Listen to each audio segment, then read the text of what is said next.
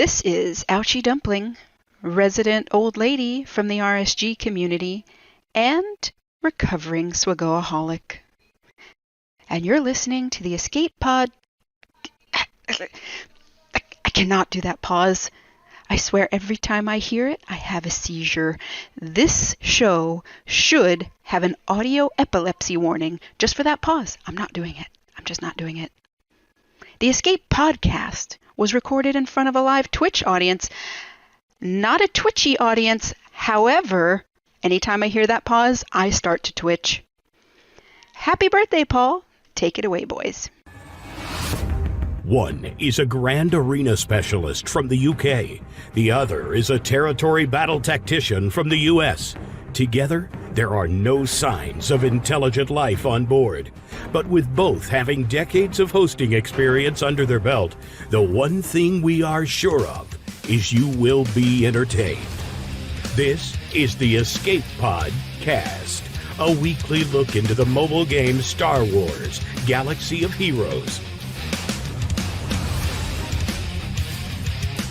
Live from the Nerdy Network studios of Yavin 4, here are your hosts, Neil Andrew Eyre and Paul Anthony. Coming up on this week's edition of the Escape Pod Cast. A galactic chase has begun for the new Resistance bomber. We will break down some of the math in getting the most out of the chase. We will also take a look at the kits for both it and the TIE Echelon. Are they going to make much of a difference? And who are they for? By the way, happy birthday today, Paul. Thank you, Neil. And to all of those who wished me a happy birthday on the Discord server, thank you to you as well. Our special guest this week is Bonez88. He looks awfully familiar. Well, actually, he is who I modeled Bob's appearance after. Yes, our new ship AI that helps us when we need to look something up. We will talk about his swagger journey and more about what he does on his channel. And then, of course, Dickie and the Noob and getting jiggy with Jigabachi on the bridge. All this and breaking news as and if it happens. Right here on the Escape Pod Cast. The Escape Pod Cast News. Hello there, ladies and gentlemen, and welcome to another episode of the Escape Pod Cast. I'm your host, the Nev, and as always, I'm joined by my hetero life partner, Paul Anthony. Paul, how are you today? I'm doing well. I got a lot of fun little gifts from some people, including my parents sent me a set of 8 Star Wars plates. Yeah, you showed me them earlier. Those are very cutesy. Very cutesy. Very, very cutesy. And thank you very much, Dr. Feelgood, for gifting a sub to Renard the Fox. And also, Renard the Fox also gifted 100 bits. Any gifts, any bits, any subs, all go to Neil to see his daughters as soon as possible for this month. That is I'm going to give you a gift, Neil, for my birthday. Yeah. Well, we've got my birthday next month as well, so we do. And should be a fun time. Also, you didn't say hi to our AI that sits above me. Oh, I'm not going to get personal. He's artificial intelligence, okay? He's the the ship's onboard computer. All right, he's artificial. You know, don't get emotionally attached to him. Okay, don't. And to think I was excited for you to be here today. Where's that at? I would not advise getting emotionally attached to a computer. Okay. I still love you, unless you're called Steve Jobs, in which case, yeah, you probably did. By the way, thank you, Icehouse, for subscribing, and that means that we're in a hype train. Chew effing chew. Yeah. So thank you guys for making that happen. And all right, let's get into the stories, the news that was for Star Wars Galaxy of Heroes this past week. The thing I want to start out with is that we do have the calendar that came out today, just before we went live. Oh, not seen. I'll have to have a look at that. I'll have to give that a shifties. Dark Trooper is your daily login character. Your assault battles are going to be on the 6th, on the 11th, on the 17th, on the 21st, and on the 26th. So about every 5 days, we're going to see that's 4th Imperial Trooper on the trot. Correct me if I'm wrong, Bob. Can you double check that? I think, but I'm pretty certain it'll be the 4th Imperial Trooper on the bounce. We've had Death Trooper, we've had Shore Trooper, and we've had Range Trooper, I think, all in the last 4 months. And I'll look up my data banks and see what I can get you, bud. Thank you very much. Yeah, so the past 4 months, you're saying that you're observing that it's all troopers. Yeah, it's been Imperial Troopers, which is great because that we've been getting a lot of, which kind of makes sense because we've been getting a lot of Empire marquees. Obviously, we had Iden Versio and we've had the Inquisitors.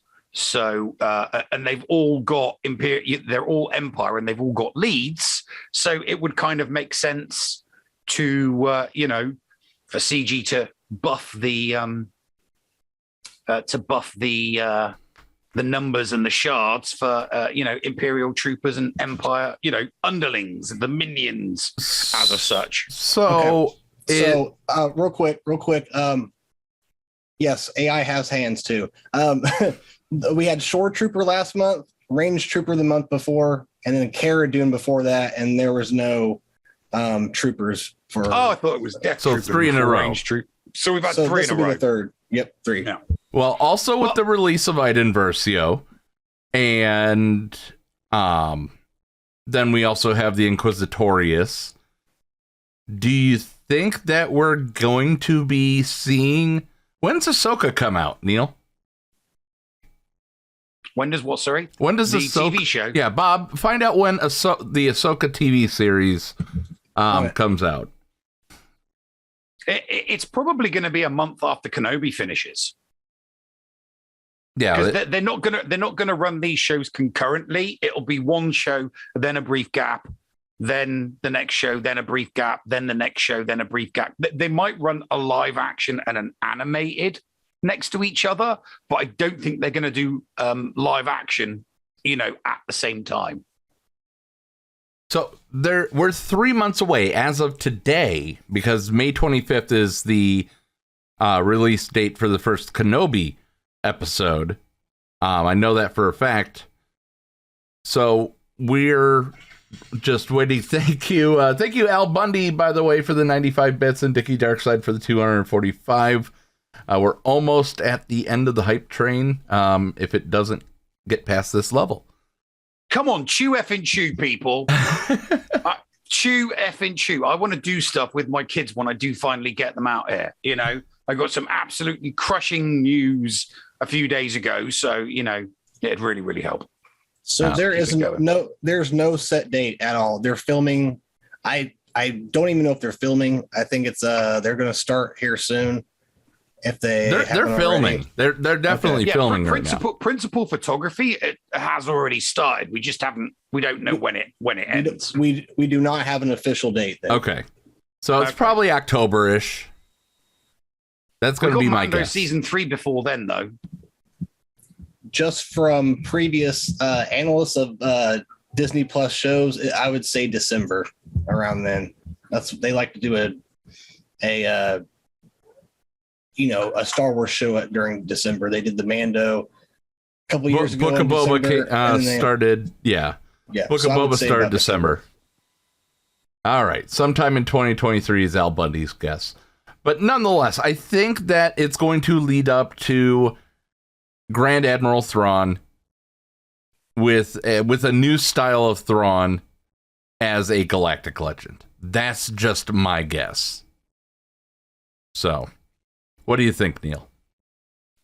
Thrawn as a galactic legend, I think that is inevitable. I just don't know when we'll get it. We're not going to get. We'll get it after or around about the time that Thrawn does his Thanos style cameo, because Thrawn, as far as I'm concerned, with in the the Star Wars universe, all of the TV shows, Thrawn is the Thanos.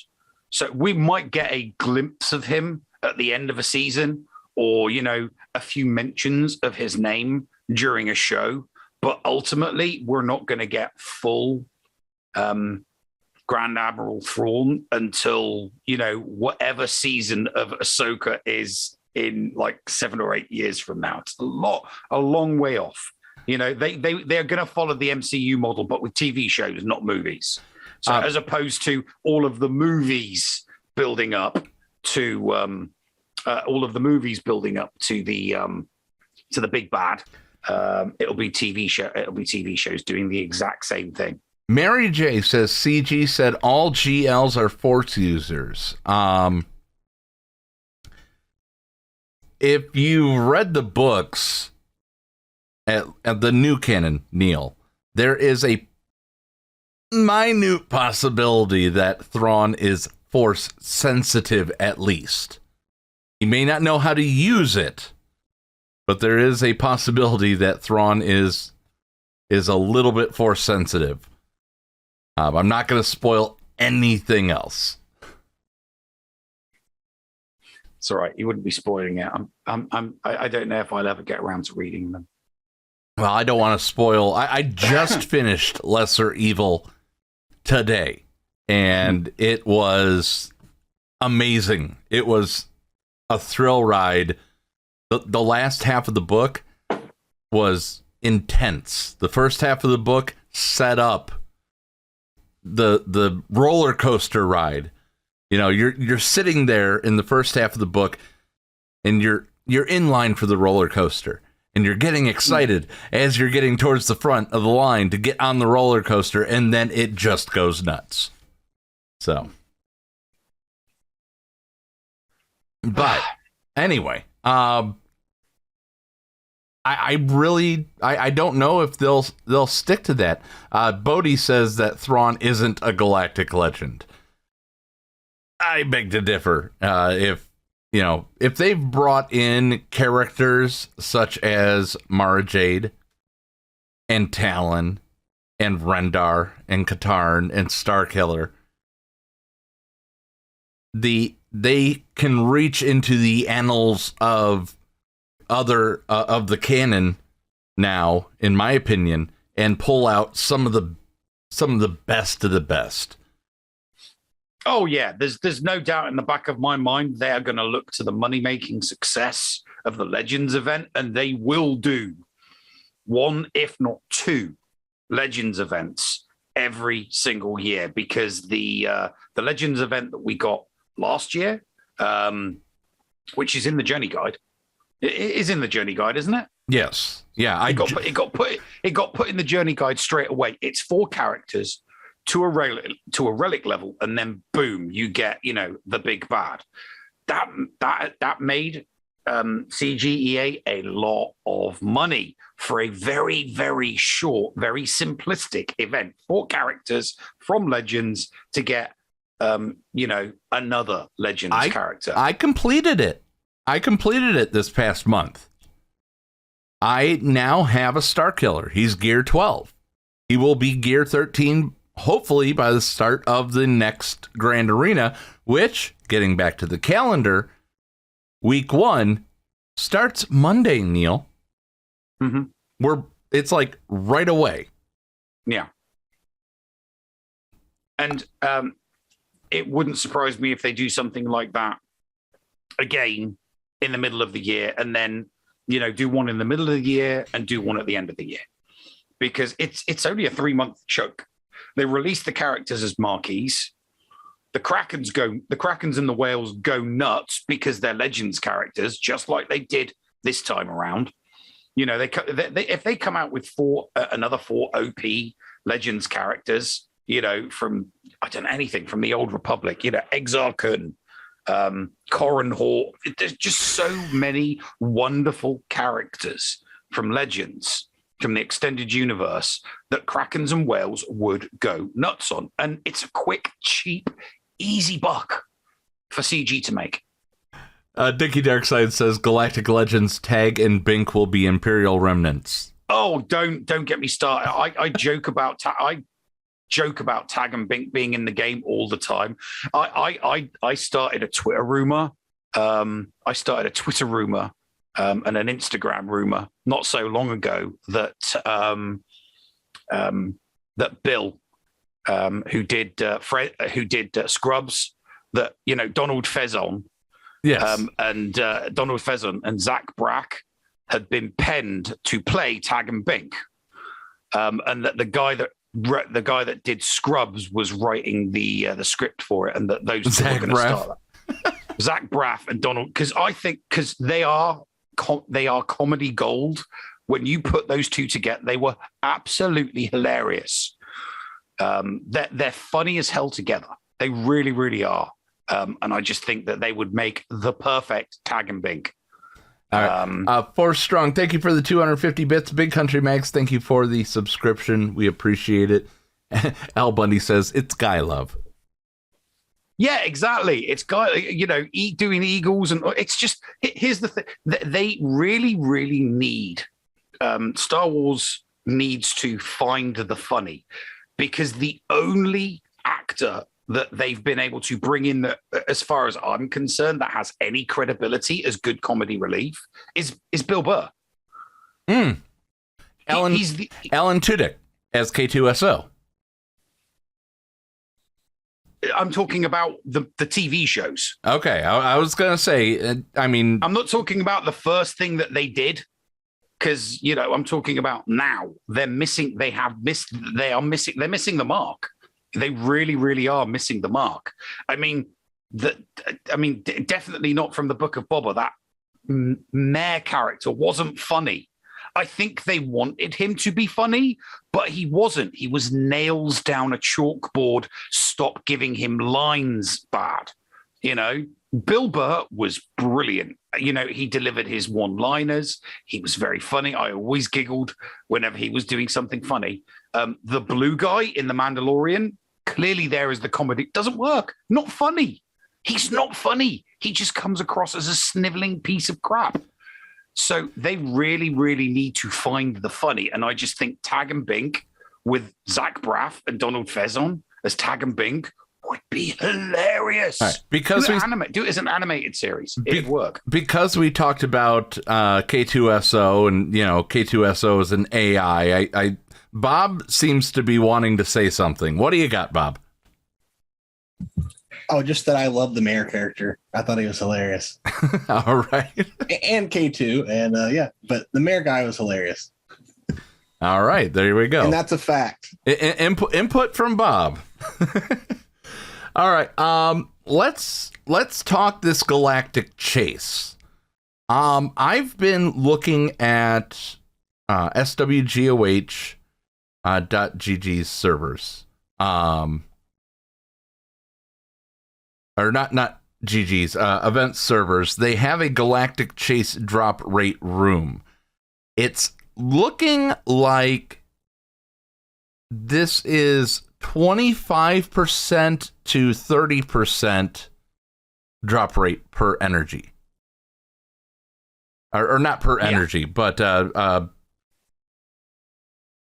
essentially a 2.5 to 3% drop rate per energy spent. I'm in the 35% or 3.5% range myself. That's too low. I really wish that CG would announce what the drop rate per energy spent percentage is. They have to talk about it with the pack probabilities, but that's because of a law, right, Neil? Yes. But when it comes to this, it's still a gambling mechanic, if you will, and because you're spending energy, you're spending your crystals on energy refreshes to get more chances at the one-armed bandit. Yeah. I will not be pulling the arm. I mean, here's the thing. I'm already doing the triple refresh on my main account because I'm farming for I'm farming characters in the cantina. So I was already doing 3 100s. And so just to kind of put a figure on it, on my main account, I just did the 3 100 refreshes, right? On my alt account, which has got like 14k in crystals and I'm not spending them on anything at the moment, I thought, let's go to the 200s. Do you know what the difference was?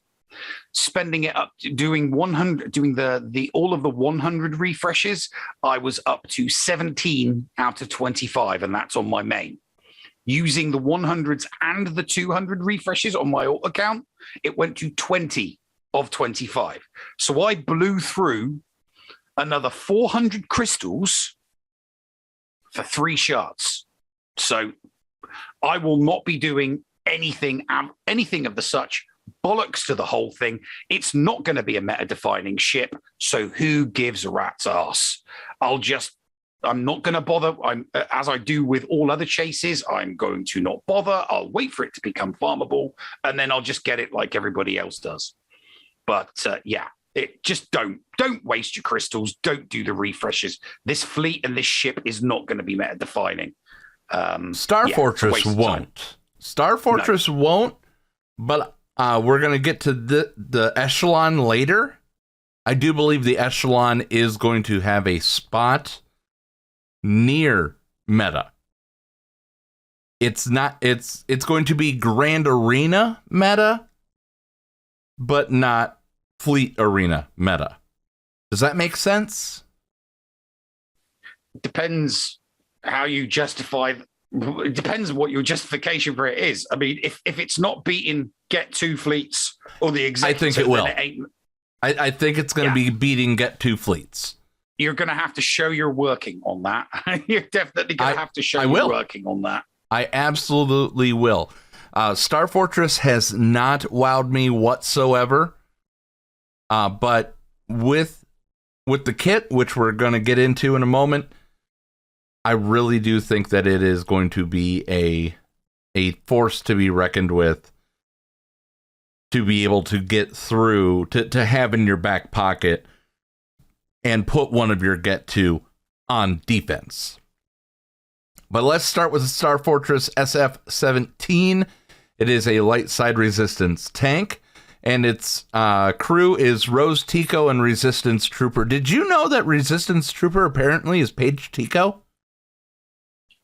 Well, I mean, we don't know who they are because they wear a helmet and the visor's down, so you can't tell who they are. Yeah, it's Paige Tico because, she flew the Star Fortress SF-17, right?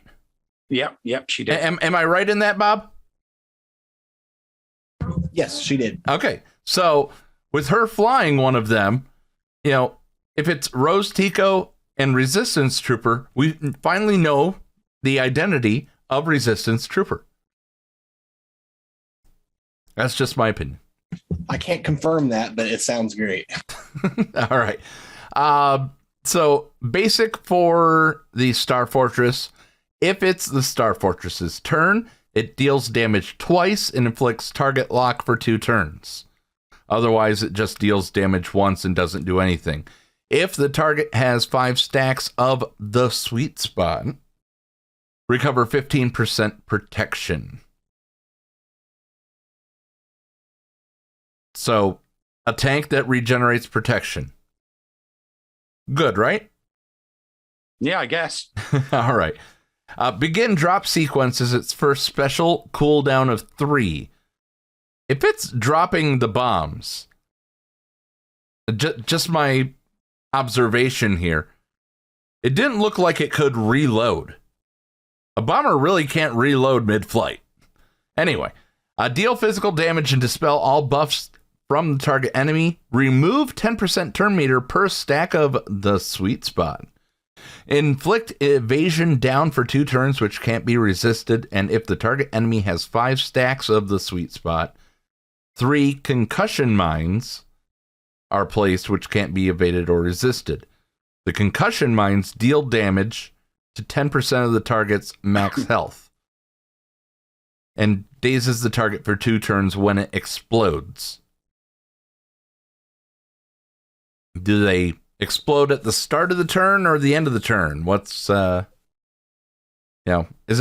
it like thermal detonators? Who knows? No. All right. The second special, Tico Sister Legacy. Recover 50% health and gain taunt. Call other resistance allies to assist, dealing 50% less damage. If the enemy has 5 stacks of sweet spot, resistance allies assist with no damage penalty.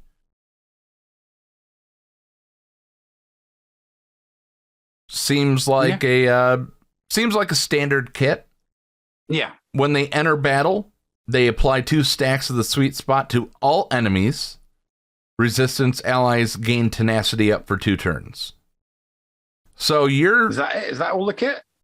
Well, then there's also the unique coming up here. All right. Okay. I'm looking for where it lands sweet spot. It's the unique. It explains that it puts 1 stack of sweet spot on the enemy with every resistance attack. At the start of battles, if all allies are resistance, the Star Fortress is immune to critical hits for 1 turn, gains taunt for 1 turn if an ally with deflector shield receives damage from an enemy. If the Star Fortress loses taunt, it gains taunt for 1 turn if it didn't already have taunt. And if another resistance has deflector shield, while Star Fortress is active, or while Star Fortress has taunt, it has 100% counter chance. So deflector shield comes from what? I believe Raddus. that comes from the Raddus. Whenever it gains foresight, the Star Fortress dispels it and gains critical hit immunity for 2 turns instead. Whenever a resistance ally deals damage to an enemy, they apply a stack of sweet spot until the end of the encounter or when Star Fortress is defeated. Yeah. From the sounds of it, sweet spot sounds like reverse Harry Potter's. So instead of gaining overcharge and it's stacking up to 5, it sounds like it's applying the sweet spot to the ships, and every time they take turns, you know, if it deals damage, then you know it's going to apply more sweet spots. So I'm looking at it like I am looking at it like it is a reverse Harry Potter. It's a reverse overcharge. But how effective that is going to be in battle is, it's question. I don't think it's going to do much against the likes of a Malevolence fleet. But it could help. It's going to do well against Negotiator, in my opinion, because you're going to get that sweet spot on Anakin. You're going to get it on whatever's tanking for it. Yeah, we'll have to. I mean, the proof will be in the pudding. I did notice. I didn't watch because I was busy doing other various different bits and pieces. But the Grand Admiral was doing some testing on his channel earlier on. I do not know how successful that testing was, but there have, Grand Admiral Arnold T101 has been testing it. I don't know what he's tested it on, or if there's anybody in chat that saw that live stream that can, give us some feedback, because I've not seen it in action yet. It's been in action. I just haven't seen it in action yet. Yeah. All right. Well, stick around, guys. In just a moment, no GA Center Patreon leaderboard this week because there is a 1-day delay for getting information from SWGOH.GG, which means normally what we get on Wednesday would have come out today. We don't have it yet. We will have the finale of this month's Patreon leaderboard next week for you, and then the month finale, because this is only month 2, right? Yeah. This is only second month. Yeah, we'll have the GA Center finale either early next week or possibly this weekend. Depends on when we can get all the. Well, we're gonna try aim for Sunday. Try aim for Sunday evening. There you go. So spend Saturday doing production and then try do the show on the Sunday. All right, but we'll be back after these messages right here on the Escape Pod cast.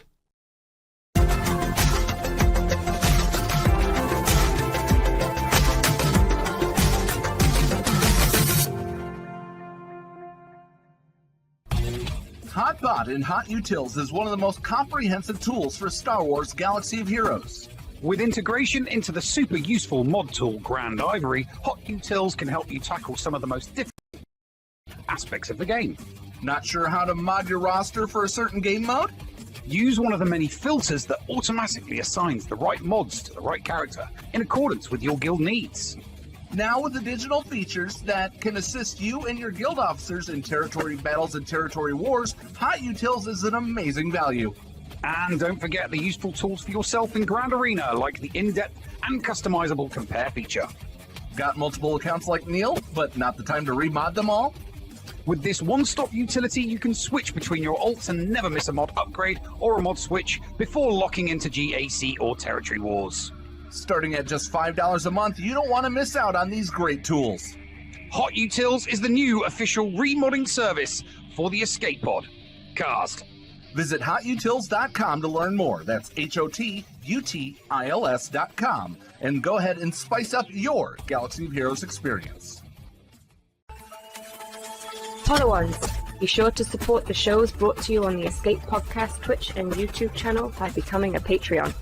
For as little as $2 a month, you can support us and get a little extra for yourself. With tiered rewards, including access to Shitty Bill's Arena tracking bot, after-show access, inclusion in the GA Center leaderboards, behind-the-scenes access, and much more.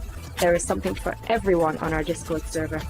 Head on over to Patreon, that is patreon.com/The Escape Pod, and sign up today. Thank you for supporting and listening to the Escape Podcast. We want you. Join the GAC Chain Gang today. This is the commander of the 506 Procrastination Battalion and the leader of the GAC Chain Gang. I am sending out a call to action for any SWGOH content creators on Twitch who would be willing to broadcast their GAC attack rounds alongside some of our best, including Mr. Jigabachi, Dr. Zeppers, Rico 1982, and the Bounty Honeys. What is the Chain Gang, you ask? We are an amazing group of content creators who are dedicated on streaming the Grand Arena Championship attack rounds on Twitch.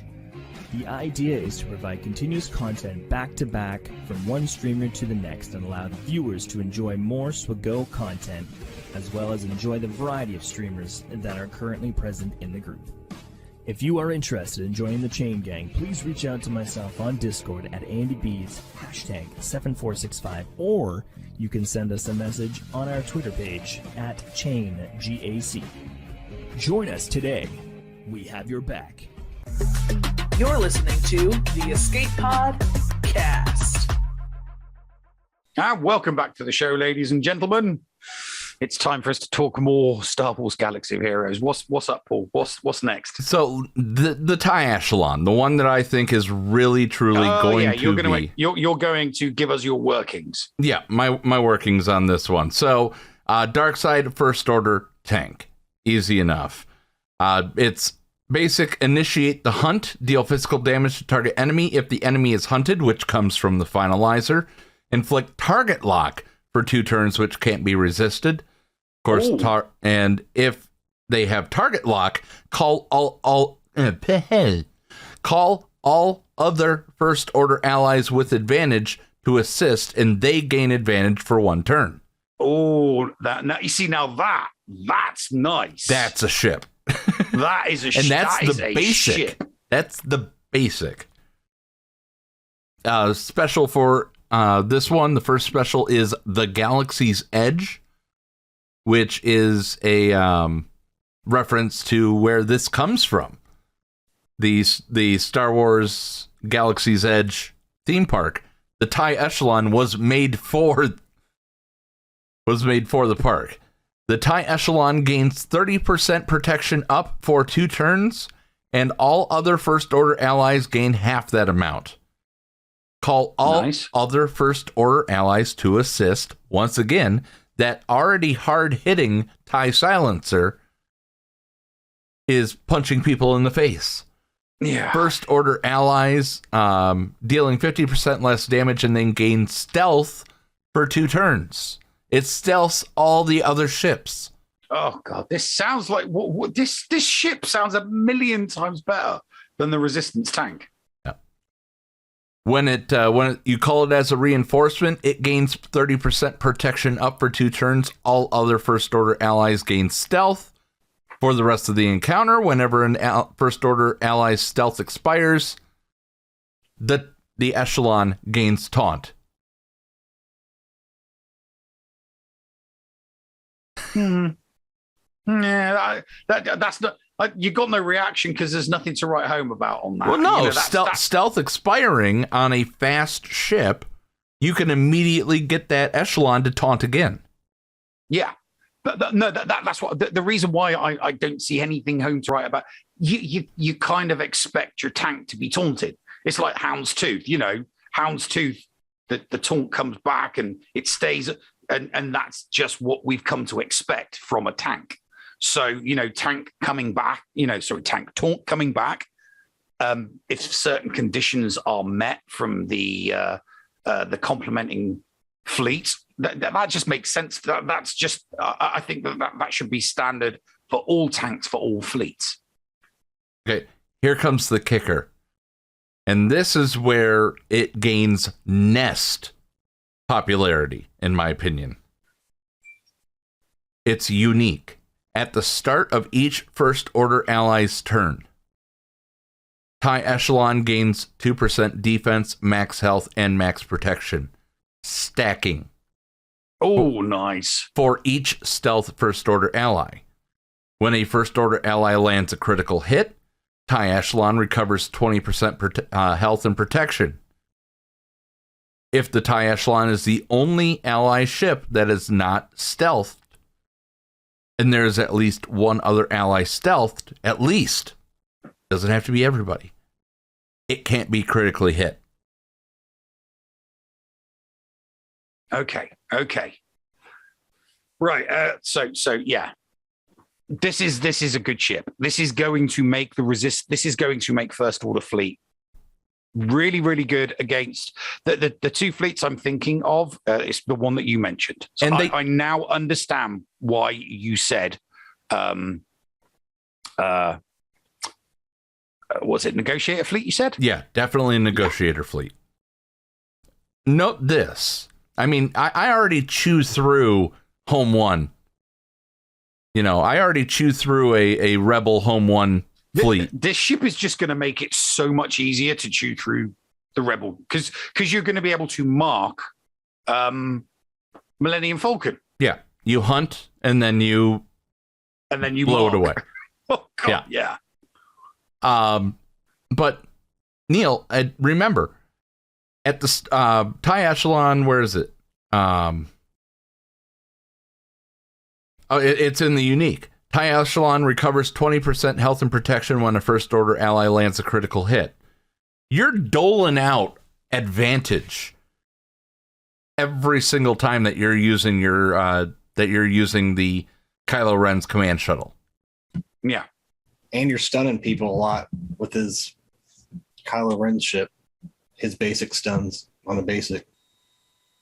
I'm usually using the uniques, though. Moon? Yeah, I'm usually using the uniques. Thanks, Bob. But are not uniques, but they're specials. This is why I think that First Order it's not going to be a fleet arena meta. It will be a grand arena meta. It's going to be your go-to go to for anything that is thrown at it, minus the executor. Oh no, this is. I mean, I'm one of those people that puts. I'm one of those people that does. That did do Executor and the Galactic Republic. Screw that. If my opponent's got this, I'm just going to put Empire on. There's no point in wasting. I may as well keep my Negotiator for for offensive purposes. I'm going to switch to an Empire fleet. There's no way I'm going to put Negotiator down, knowing that if they've got a First Order fleet with Echelon in it, it's just going to chew through Anakin. And we all know that if Anakin's not there, the Negotiator fleet just crumbles under its own weight. I mean, yeah, sure. And if Tano can come in and do a little bit of damage, but there is no rescuing. There is no recovering. There is no recovering. A Negotiator fleet is not going to recover if it loses Anakin, within the first 2 or 3 sorties. It's just not going to recover. You're going to get that one shot, and that's important. What about once the Hyena Bomber's gone, you're free to target any of the bugs in a Malevolence fleet.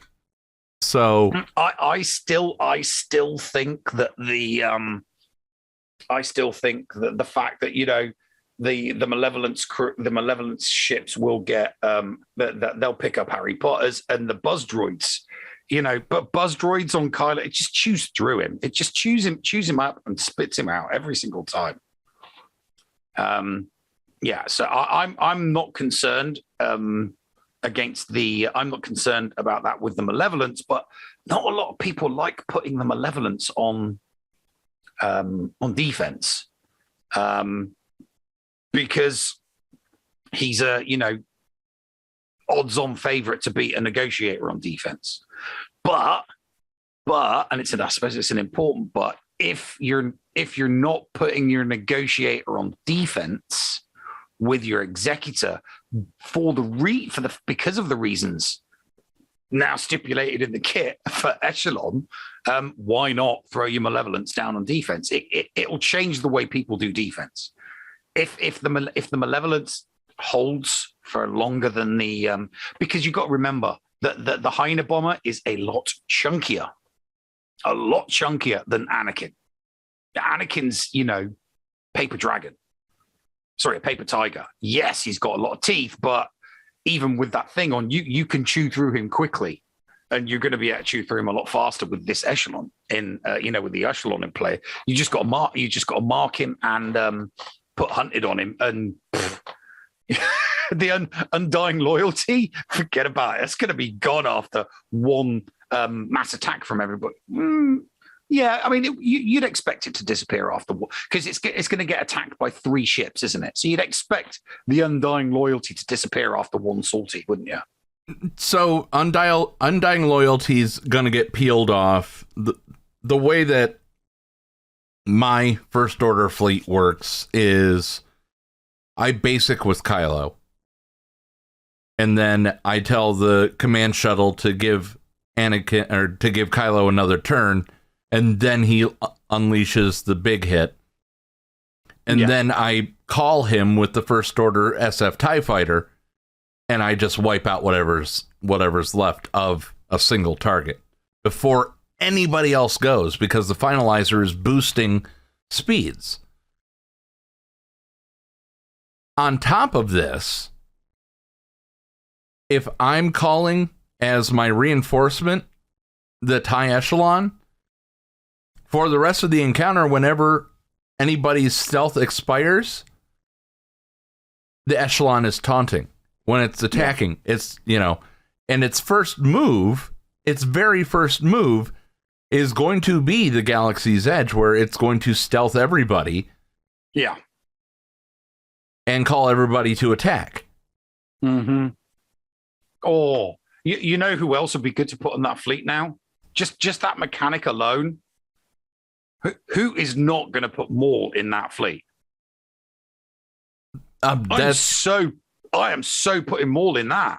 Well, okay. When he comes in as a reinforcement, you would put him on the whenever another first order ally. Oh, wait a minute. He will stealth everybody else. Wait a minute. Exactly. Check that, Bob. Check if Maul stealths non-Empire and non-Sith. Yeah, he does.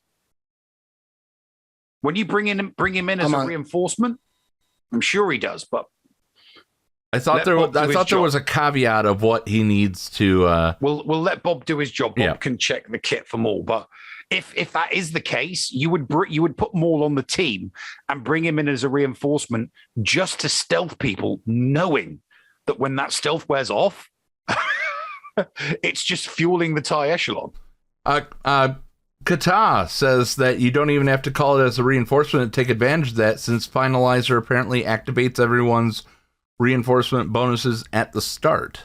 Oh, there you go. So what is Maul's reinforcement bonus? Yeah, that's what we're... I don't think it's what we're waiting for Bob to find out. Yeah. So, Bob's looking up... All it says is grants all allies 25% crit chance until Scimitar is defeated. Double for Sith allies. It doesn't say anything about stealth. There's a unique. Yeah, but the ship has abilities. I think it's the second ability. I'm sorry. The second ability is target ally gains protection up and retribution for 2 turns. If target ally is Sith, they also gain crit hit immunity for 2 turns. No, other allies gain stealth. All allies gain stealth for 2 turns. So it's all allies. All allies. Okay. There you go. Yeah. So you put Maul as a reinforcement, and as soon as you bring him in, he's going to stealth everybody. So when that stealth runs out as well, that's just going to reinforce Echelon's abilities, and he's just going to taunt again. So it's a bit like me. I throw Maul on my Traya team if I'm taking my Traya team up against bugs. And he is there purely for one thing and one thing only. His AoE puts days on the bugs, and it negates the hive mind. I would comfortably put his ship, put the Scimitar on the First Orders as a reinforcement just for his stealthing ability. I don't think there are any other ships that have got stealthing ability other than... what is it? I mean, there's Cassian, but you're not going to take Cassian off a rebel. It's as simple as that. You're not going to take Cassian off the rebel fleet. He has the ability to stealth as well. So Kata is true. Here's the wording, and also think about this. All First Order allies active at the start of battle have plus 50% max health. So you'd be giving the tank an extra 50%. Oh, God, yeah. This is good. And have their reinforcement abilities activated. Yeah, the dev team were... If it's one dev team working on both these ships, they have really sold the Resistance one short, and they've gone balls out on the First Order. If it's a dev team, if it's 2 devs working on 2 separate ships, clearly they were not in the same room as each other, or one of them lost a bet to the other. It's like, my ship must be better than yours. Because the First Order is sounding so much better than the Resistance right now. Yeah. Al Bundy also points out the Ghost can also do stealth for other people. Yeah, true. But you're not going to take Ghost and Cassian off Reb. You're not. But Scimitar, it's one of those ships that you kind of look at and think, oh, shall I throw it on that one? Shall I throw it on that one? This one, it's a dead cert. But just from talking through these 2 ships and what it's going to do to the fleet, to the Resistance fleet and to the First Order fleet, I'm definitely not bothering with the chase at all for the bomber for the Resistance. I couldn't care less about it. But for the First Order, I might put in some crystals, not to get it to 330, but if I can push it to 5-star, if I can push it to 5 stars, so that all I've got left to farm is like a one month of farming left, so that when it comes to when it does hit the store, I don't mind, spending, a month farming that from 5 stars to 7. Plus, I'd be quite comfortable if it was in the shipment. If there was 4 shards for 400 crystals, I'd quite happily throw that at it as well. Yeah, it's looking like it certainly is looking like the better ship. It sounds like it sounds like a ship that's going to make a fleet a potential one-shot fleet. And if it's not, if you're not comfortable using it because you're not comfortable using First Order, definitely a dead cert as a cleanup crew. Yeah, if you're not, you need to start looking at First Order, especially because all the characters that you need for a First Order fleet itself are all worth it individually, in my opinion. Yeah. And hey, who's to say that that it couldn't be used as a good fleet for a double tap on an executor? I mean, if you could use this First Order just to take out the Houndstooth with the hunted and if you could use it just to get rid of the Houndstooth, I mean that would instantly make that entire fleet very, very useful. Well, all the multiple attacks, I'm going to look forward to seeing it being tested. I really am. I would really, really, really. I mean, and like I said, if it's not good as a first one, it would definitely help us. It would definitely help in a double tap.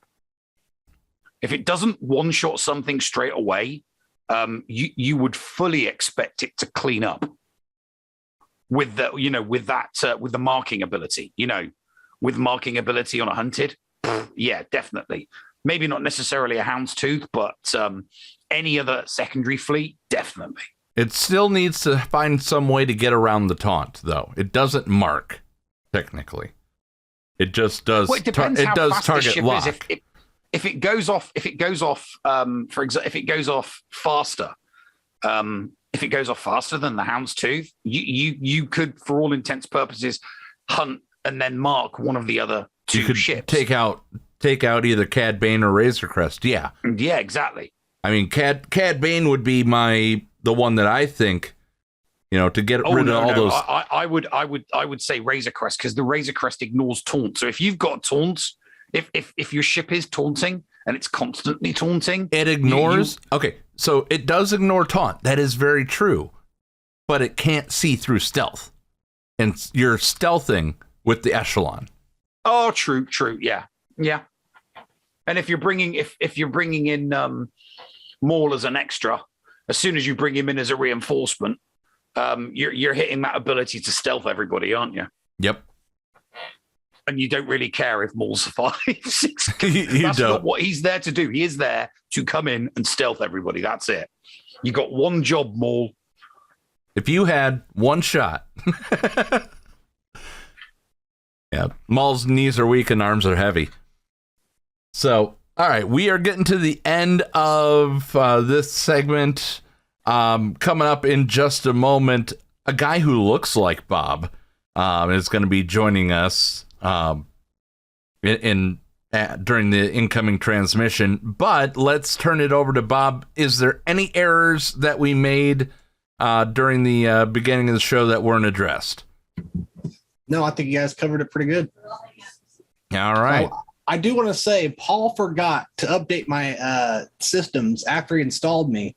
I did. That is true. We do have to make a correction. We were wrong last week because I did not upload the latest information to Bob. These obviously do have crews. We were wrong. We fully admit it. Doja said that they did have crews, but we did not have that information directly in front of us. So come on, man, run those updates more often, man. I need to update it. I need my info. All right. So coming up after this break, you're going to get Star Fortress's story time with Uncle Thad. And then we will be talking to the hero collector kid himself, Bonez88, right after these messages right here on the Escape Pod cast.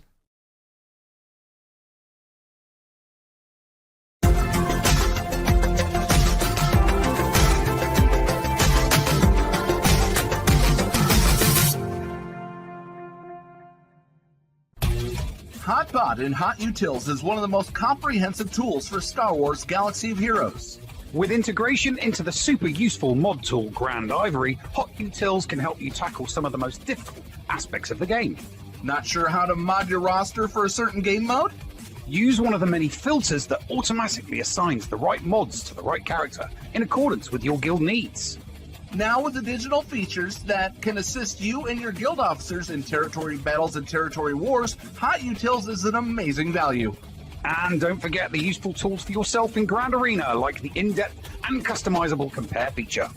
Got multiple accounts like Neil, but not the time to remod them all? With this one-stop utility, you can switch between your alts and never miss a mod upgrade or a mod switch before locking into GAC or territory wars. Starting at just $5 a month, you don't want to miss out on these great tools. HotUtils is the new official remodding service for the Escape Pod cast. Visit HotUtils.com to learn more. That's HotUtils.com. And go ahead and spice up your Galaxy of Heroes experience. Podawans, be sure to support the shows brought to you on the Escape Podcast Twitch and YouTube channel by becoming a Patreon. For as little as $2 a month, you can support us and get a little extra for yourself. With tiered rewards including access to Shitty Bill's Arena tracking bot, after-show access, inclusion in the GA Center leaderboards, behind-the-scenes access, and much more. There is something for everyone on our Discord server. Head on over to Patreon, that is patreon.com/The Escape Pod, and sign up today. Thank you for supporting and listening to the Escape Podcast. The Escape Pod, cast for kids. It's really cool. Hello there, Padawans, and welcome back to Storytime with Uncle Thad and the Escape Pod, cast for kids. Tonight we are going to talk about the newest ship coming to Star Wars Galaxy of Heroes, MG-100 Star Fortress SF-17. This Resistance tank is the latest addition to Emmeline Holdo's ragtag fleet, and it makes its first appearance in the Star Wars Galaxy of Heroes as a galactic chase event. So, before we go running after the Star Fortress, let's take a look at where in the canon it actually appears. The MG-100 Star Fortress SF-17 is not only a new ship to SWGOH holotables, it's also a new Star Wars canon ship. Unlike many of the other ships in the Rebel and eventually the Resistance fleet, the Star Fortress was not a holdover relic from the Galactic Civil War. This heavy bomber was a product of Slane and Corporal manufacturing and is actually a third-generation bomber from this Verpine manufacturing operation. Fans of the Clone Wars may remember the first generation of bombers created by Slane and Corporal, as their V-19 Torrent interceptor played a key role in the battles like that over Christophsis, Ryloth, Camino, and Solist during the Clone War. The second generation of bombers from the Verpine Corporation was none other than the B-Wing Assault Starfighter. This heavy B-Wing played a role in everything from the Galactic Civil War to the fight against the Empire after the fall of the Republic. The accomplishments of this ship are many, and its renown is well known throughout the galaxy. As the third generation of heavy bomber from Slane and Corporal, the MG-100 Star Fortress traded speed and maneuverability for sheer destructive force. It took 5 different people to crew the MG-100: a pilot, a bombardier, a flight engineer, and 2 gunners. Twin ball-mounted turrets controlled its 6 repeating laser cannons. The Star Fortress boasted a remotely operated dorsal turret, 2 rear cannon arrays, 2 forward laser cannons, and if all of that stuff wasn't enough, each of the ship's stabilizing foils were armed with 2 more forward-facing laser cannons. Finally, each MG-100 Star Fortress carried 1,048 proton bombs. They couldn't get 1,050. That just felt weird. So imagine a hut covered in Durasteel with blasters coming out of every skin fold and suffering from like the space equivalent of irritable bowel syndrome. Slow moving and deadly was the MG-100 Star Fortress. This lesser known heavy bomber was used both by the Resistance and First Order, but it was flown at the Battle of Dakar under the Resistance flag that most people will recognize this ship as the First Order closed in on the Resistance base. After the destruction of the Star Killer superweapon, a squadron of these heavy bombers were called in to defend the fleeing Resistance troops against the Dreadnought Fulminatrix. The nature of these slow-moving bombers made them obvious targets for the First Order, but the ship's deflector shield's generator made destroying them a difficult task for the First Order, but one that was needed to be accomplished before anything else could happen because of their destructive payload. These bombers absorbed a great deal of damage and allowed the Resistance fleet to eventually win the day. And with that, let's take a look at how the MG-100 Star Fortress SF-17's kit plays out in Star Wars Galaxy of Heroes. Beginning with its categories and crew, unlike this bomber and cannon, the light side Resistance tank is crewed by only 2 people, Rose Tico and the Resistance Trooper. And while some people feel disappointed that Rose is taking the helm of the ship instead of Capital Games introducing her sister Paige, remember that Rose too was a key member of one of these ships' flight crews. And it's also one less person players need to farm to make this ship useful, which is kinda nice. The Star Fortress's basic ability highlights its big ball turrets and the cannons attached. What I love about this ability, less about its power and more about the wiggle the ship makes when firing. Go ahead, go back and look at the GIF in the forum page. That ship is wiggling. Hashtag wiggle, wiggle, wiggle. The ship's first special ability highlights the power of its proton payload and just how effective these ships were. The ship's second special ability is a neat one, and I can't really call it anything else. Cobalt Squad, the squadron of Star Fortress bombers present at the Battle of Dakar, were all destroyed, but it was their sacrifice that gave the Resistance a rallying cry to call in other ships to battle. The ship's hardware and unique abilities highlight the defensive capability and offensive power. When the Star Fortress is on the battlefield, or battle space, or above the battlefield, all eyes are on her. And who could blame it with its basic wiggle? Everyone wants to take it down, but it is immune to critical hits for a time and has a 100% counter chance, which is pretty dope. Well, that's it for me this week. Be sure to tune in next week for more story time with Uncle Thad on the Escape Podcast for Kids. Hello friends, this is Thaddeus from Going Nerdy, and I approve this message and am compensated for signups for this service. The world's largest audiobook library is at your fingertips, and the Escape Pod Castaways wants you to try it for free. Head on over to escapepodcastaways.com and click the Going Nerdy offer button to claim a free audiobook and 2 Audible originals. Cancel anytime, and it's absolutely free to sign up. Check out Audible and support the Escape Pod Castaways. All for free. See Audible website for details. Restrictions may apply. Hey there, listeners. Merchandise specialist Critty K here. Do you enjoy the Escape Pod and want to support the channel and get something a little extra for yourself as well?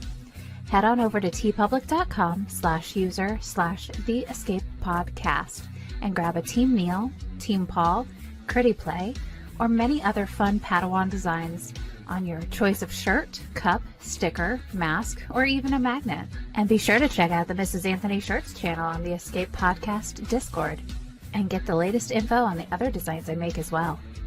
Sometimes there's even a sale going on, so it is smart to stop on by. Thank you for supporting the Escape Podcast. Attention, we are receiving an incoming transmission.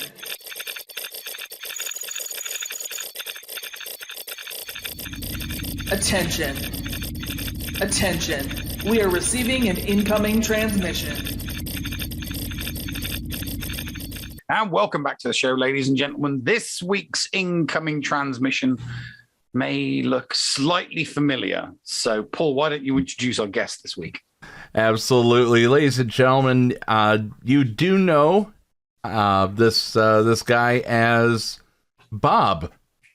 He plays What's Bob up? for us, and he's a very, very good friend of the show. Ever since I met him, for some reason, I became a very, very big fan of his, and it has not waned, even though I hang out with him and shoot things in Fallout as well.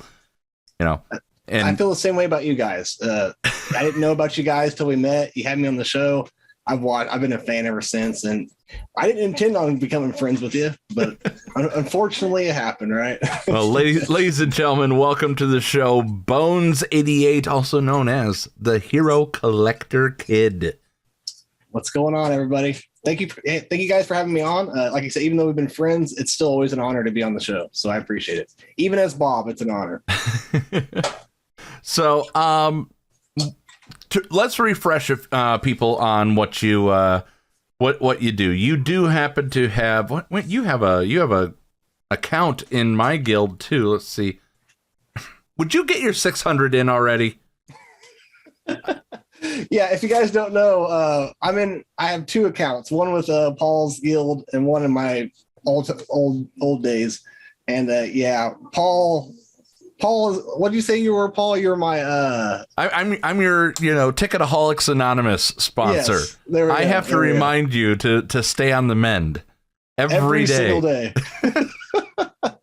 But he's getting me through it. We're getting better, I think. Let's talk about these accounts. What's the big one? What's the small one? And are you a free to play player?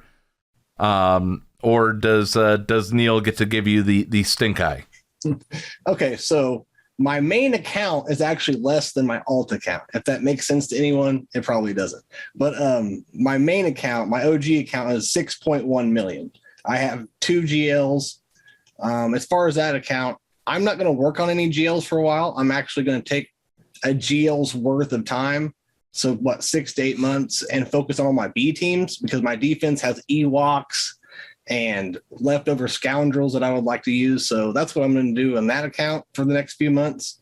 And also with the new Grand Arena rules, it almost feels like it's more relaxed to where you can do something like that. Whereas before, you want to be the most efficient. You didn't want to put mods on certain characters that you weren't using because of the roster bloat. So I really like that, actually. And so that's what I'm doing on my main account. On the alt, I am at 6.9 million. So right around the same. That one has 3 GLs. Not as my main has more depth roster overall. My alt has more, is more top heavy. So sometimes that comes into play where I wish I kind of had more, but still, it's great. And have fun with it. But I am all free to play since day one for 6 years. Not as an efficient free to play player that's been around for 6 years. I should probably be a little higher than that. But I never got past really top 50. I always thought if I could stay in the top 50, I'm happy. I'm doing pretty well. I've never got those rewards where you're top 5, and a free to play player who gets top 5 rewards can play like they're a pay to play player. They can do a lot more. And so you agree with that, Neil? Short, sorry, say that again. Do you agree with the fact that a good free to play player can play like they're possibly a small dolphin?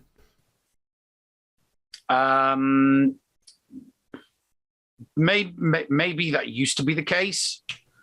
It's definitely not the case anymore. Even if you're getting number 1 in arena, though, and yeah, but you're not getting crystal rewards from being number 1 in arena anymore, are you? Well, in the ship arena, you still are.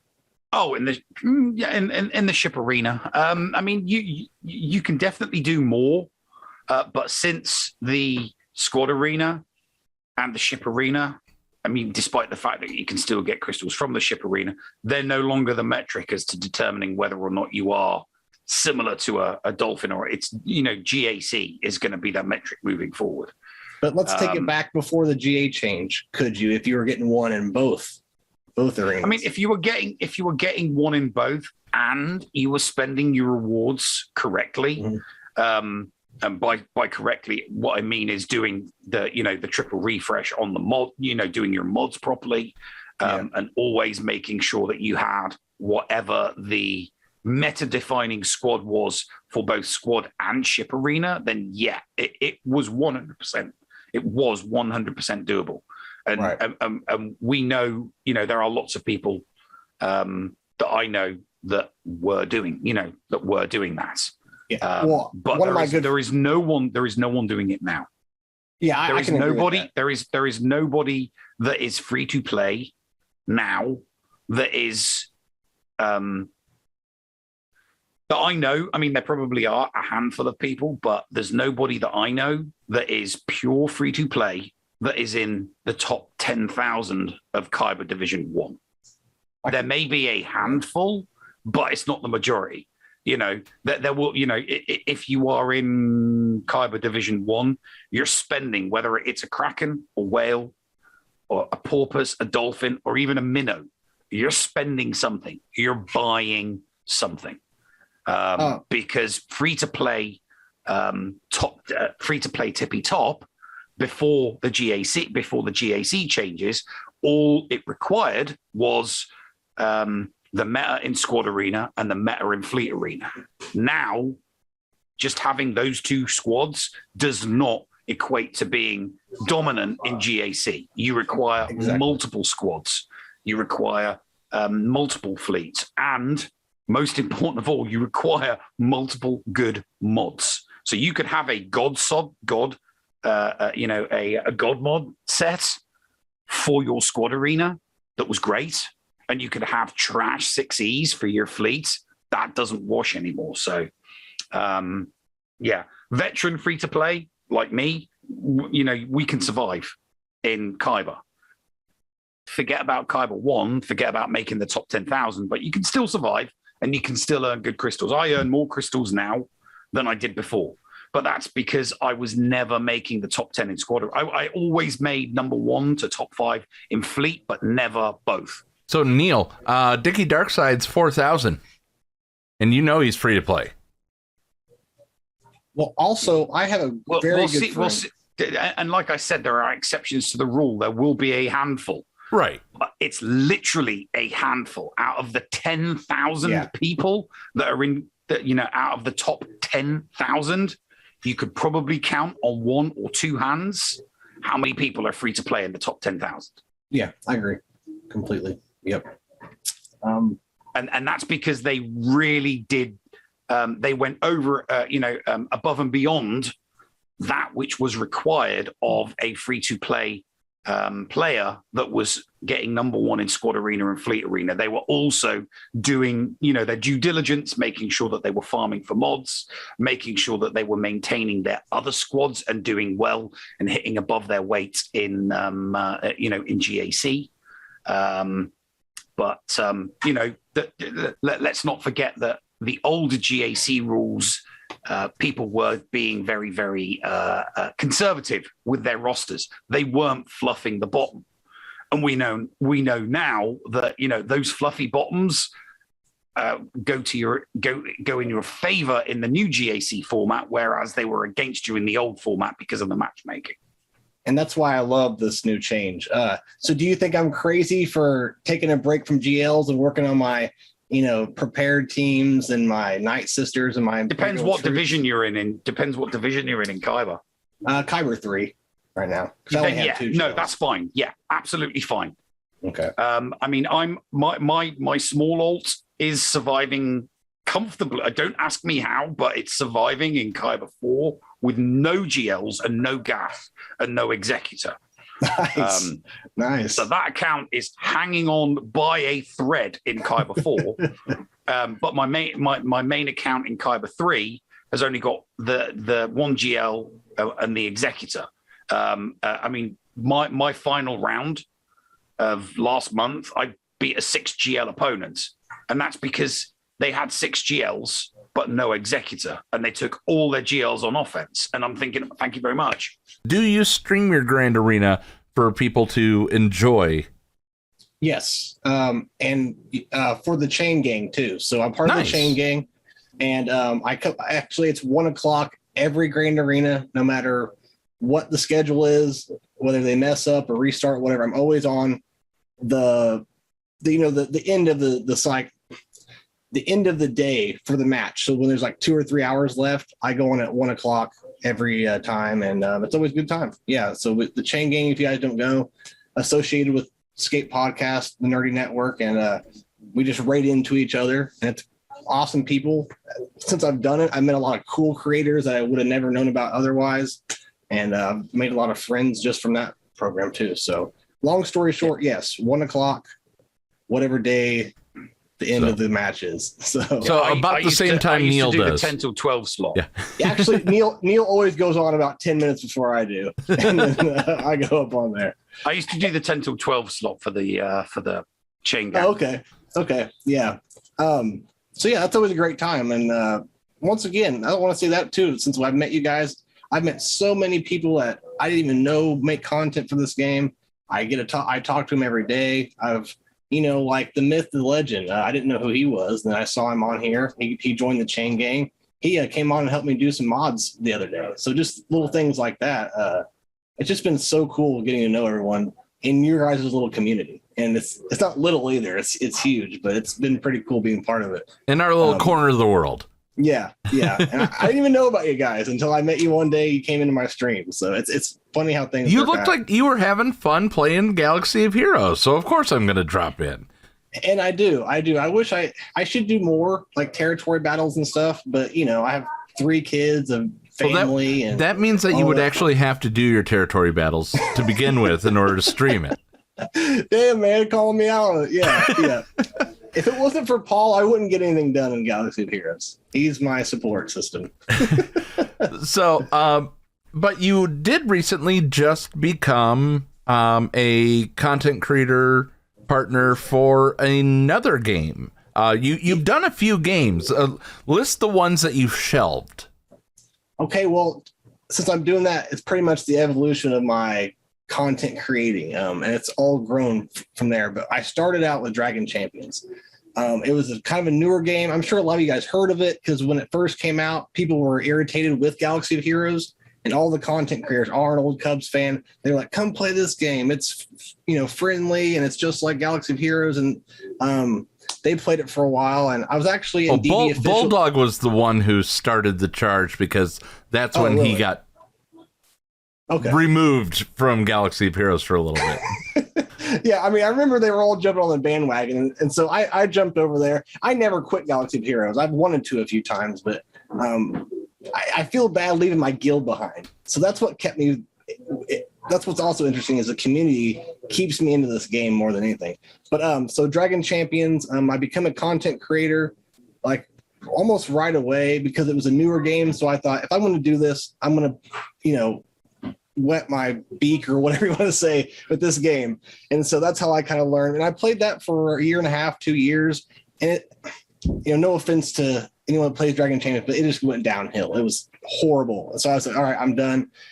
This other game that I've been playing in beta called Awaken Chaos Era came out, right? And so I quit.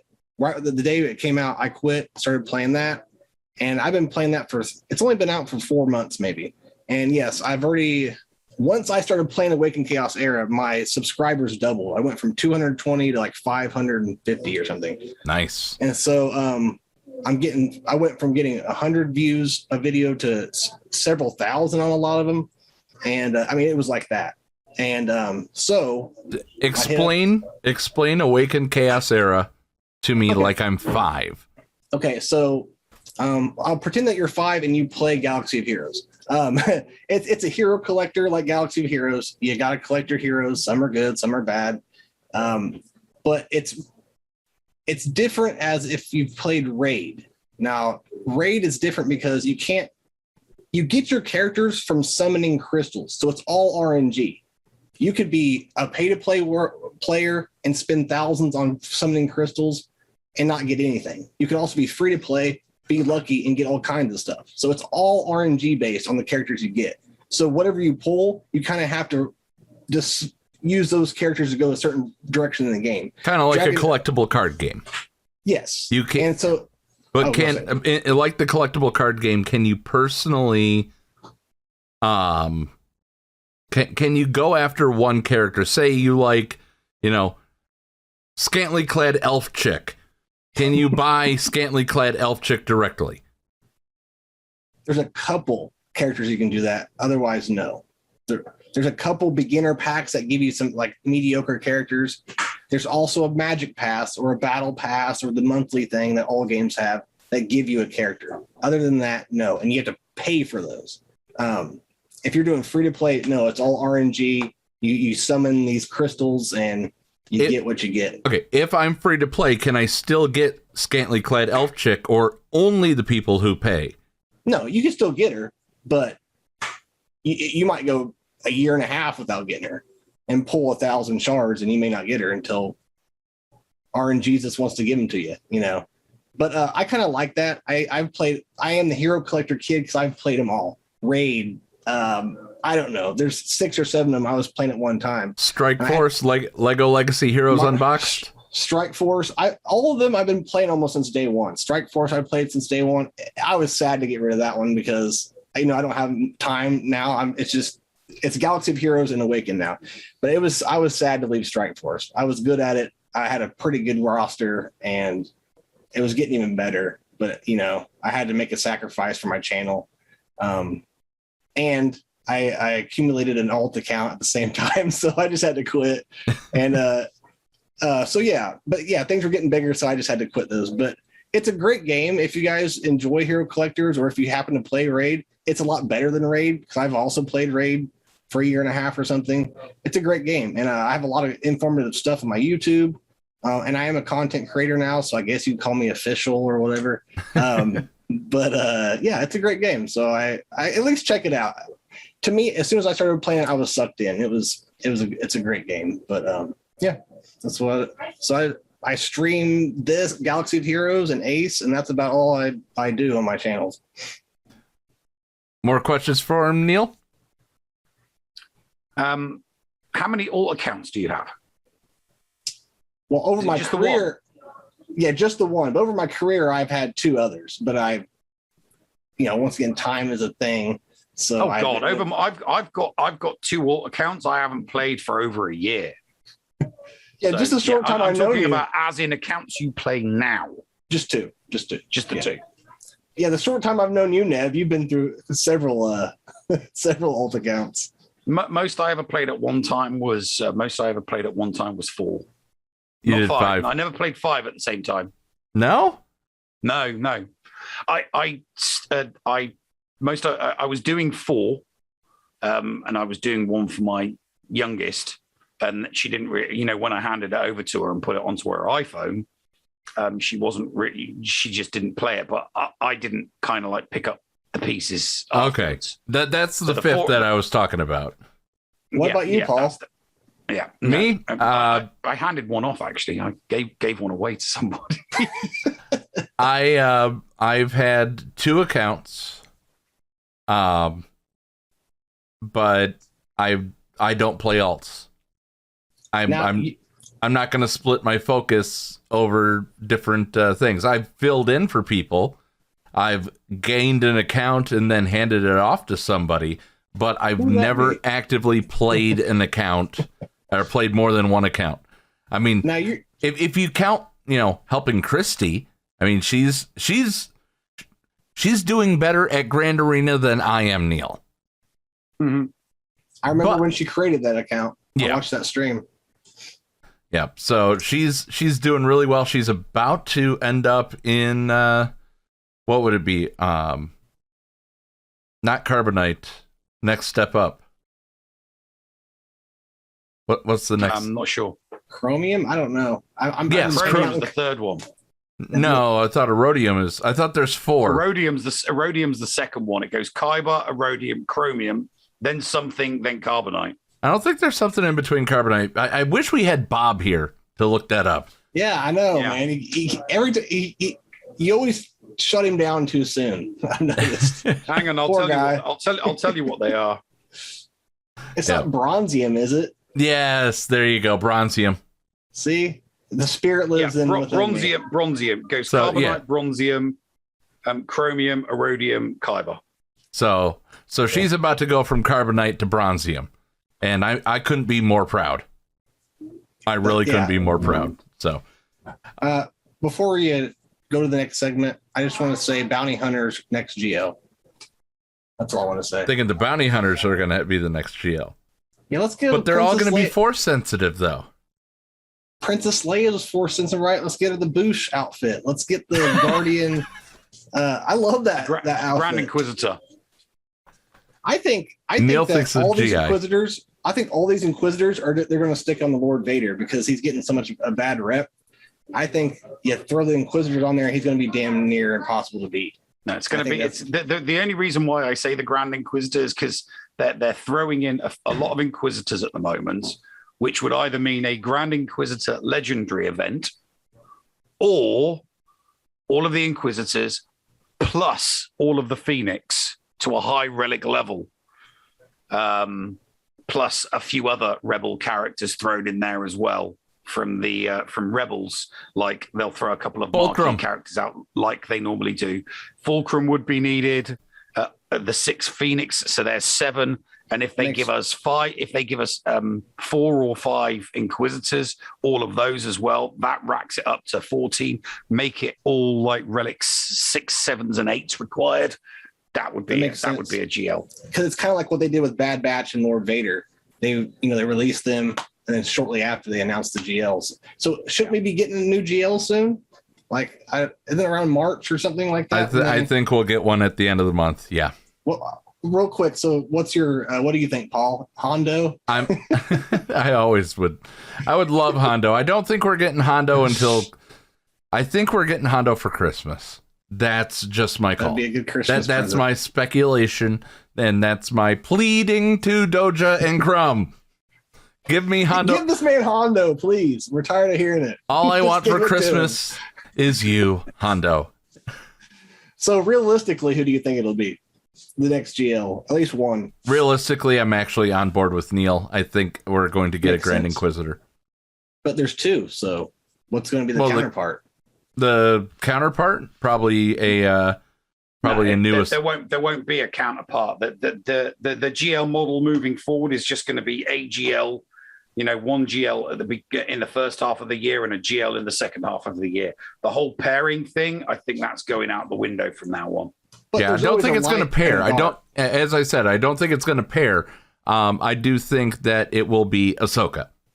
I think a light side one. Yeah, it'll be. So they're going to pair dark side, light side, but I think it's going to be Ahsoka. So can we get another Chewie in the game? No. We need a GL Chewie somewhere. Dark Black Croissant. Give him the GL. No, he's not worthy. He's not worthy. All right. Everybody, call him Black Croissant. All right. Please. Bones, how do people find you if they're too lazy to look at the show notes? Okay, I'm Bonez88 everywhere. Bonez88 on YouTube. With and a Z. Twitch, with a Z. Bonez 88. And what is it? Twitch.tv/Bonez88. So yep. Come by. It's always fun. I more like to chat with you. A lot of people are like, will you just hurry up, quit talking and play? But yeah, it's always a great time. So come on by. All right. Stick around. Coming up in this break, the latest episode of Dickie and the Noob.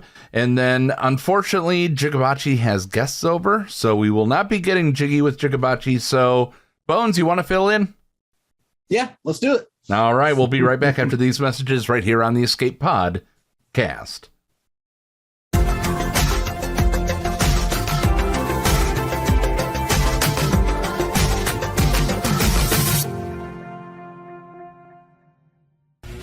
HotBot in HotUtils is one of the most comprehensive tools for Star Wars Galaxy of Heroes.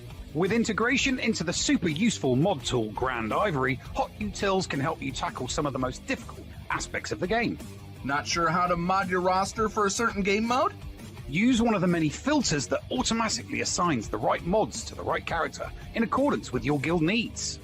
Now with the digital features that can assist you and your guild officers in territory battles and territory wars, HotUtils is an amazing value. And don't forget the useful tools for yourself in Grand Arena, like the in-depth and customizable compare feature. Got multiple accounts like Neil, but not the time to remod them all? With this one-stop utility, you can switch between your alts and never miss a mod upgrade or a mod switch before locking into GAC or Territory Wars. Starting at just $5 a month, you don't want to miss out on these great tools.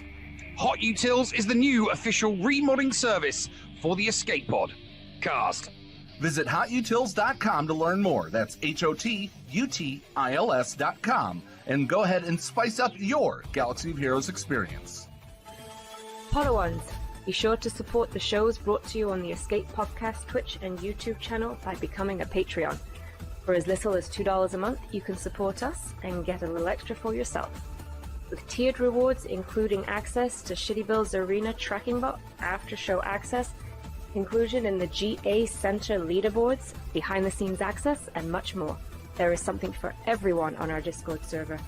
Head on over to Patreon, that is patreon.com/The Escape Pod, and sign up today. Thank you for supporting and listening to the Escape Podcast.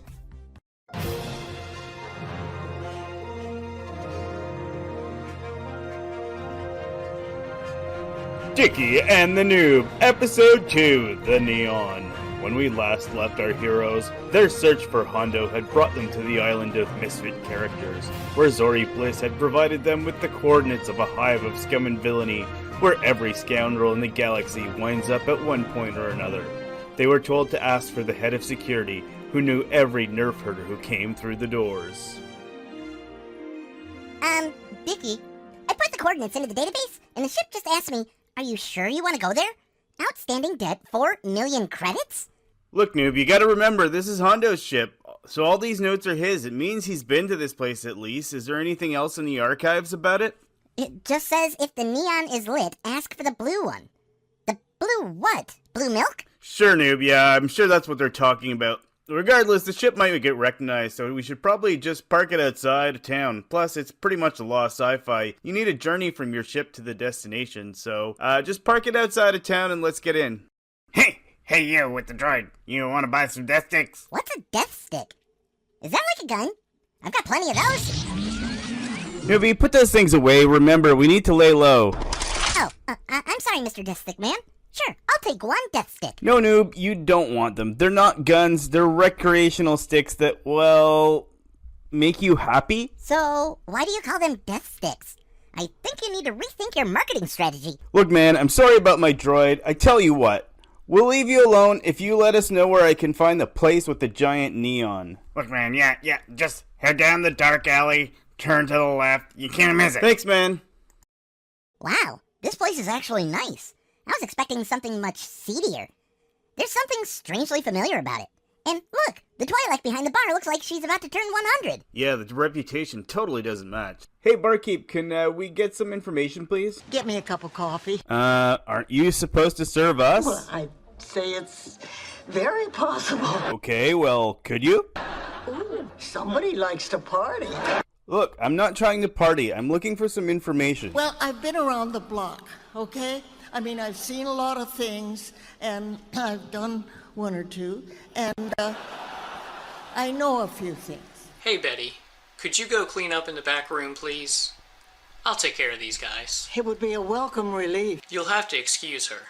She's adjusting to her new duties. I'm free. I run security here. Well, hey, actually, just the guy we were looking for. I was kind of hoping you could help us find a friend. Yeah, we don't do that anymore. Ever since the owner got rid of the hollow tables, we've been trying to clean up our act. Okay, well, that explains a few things, but that's actually not what I meant. We're looking for someone who goes by the name of Hondo Anaka. Whoa. Don't let the new paint job fool you. This is still the kind of place where snitches wind up in a sarlacc. Do I look like a snitch? Look, we need some information, meatbag. Are you gonna tell us what we need to know? Whoa, noob, put those things away! Dickie, it's really hard for me to sound intimidating since Yarmo messed with my emotional regulators. You're not supposed to sound intimidating right now. We're having a civilized conversation. Look, I'm really sorry about my droid. I'm not saying another word in front of him. Yeah, fair enough. Noob, could you just go help Betty clean up in the back? But... Noob, please, you're not helping at all. Fine, but don't think I'm cleaning anything. Okay, thanks, Noob. Just please go in the back. Look, I'm sorry. Where were we? Look, man. How long have you had your droid? Noob's only been with me for a few days so far. How much do you know about his past? Well, I know the guy he was with before pretty well. He was a really good guy who would whisper to himself often, but, apart from that, a pretty solid guy. Yeah, well, That droid used to have a real problem with holotables. He kept mumbling something about the droid meta is coming. He owed the house thousands of credits. We knew the only way we were going to see any money back is if we wiped his memory and sold him to a pawn shop. I'm guessing that's where your friend found him. Well, it's going to be really hard to contact him to ask him, are you sure it's the same droid? Look, again, I'm no snitch. But I find it real peculiar when someone comes in here looking for Hondo with Hondo's old droid. What do you mean, Hondo's old droid? Yeah. The two of them used to come in together. Look, I honestly have no clue where Hondo is today, but I'd bet that droid has something in its memory banks that'll help you out. Huh. Well, thanks for that. That's certainly interesting. Dickie, I'm out of here.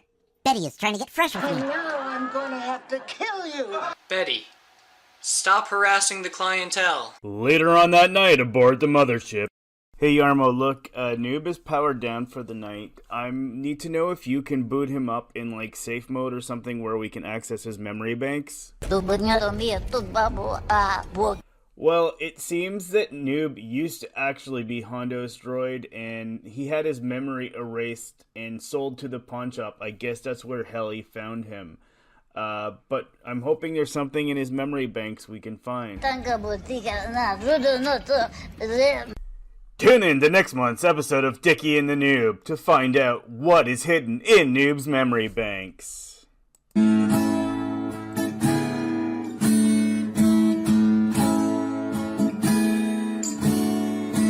Thank you for being a friend. Travel down the road and back again. Your heart is true, you're a pal and a confidant. If you threw a party, invited everyone you knew, you would see the greatest gift would be for me, and the card attached would say, thank you for being a friend.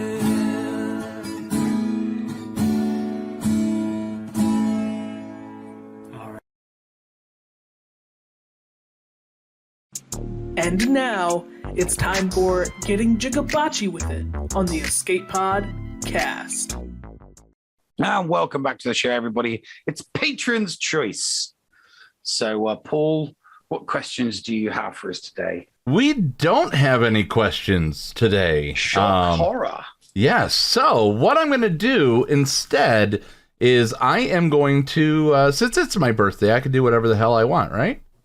Mm-hmm. Yeah. I think so, yeah. What I'm going to do is free Patreon's choice questions. If you guys have any questions that you'd like the panel to answer, you are more than welcome to put them in the chat and we'll answer them here.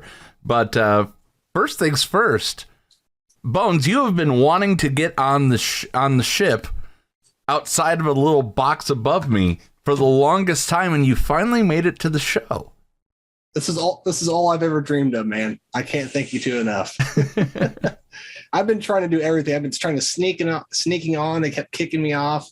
I could never quite get on there with them, but I put in the hard work and they let me on.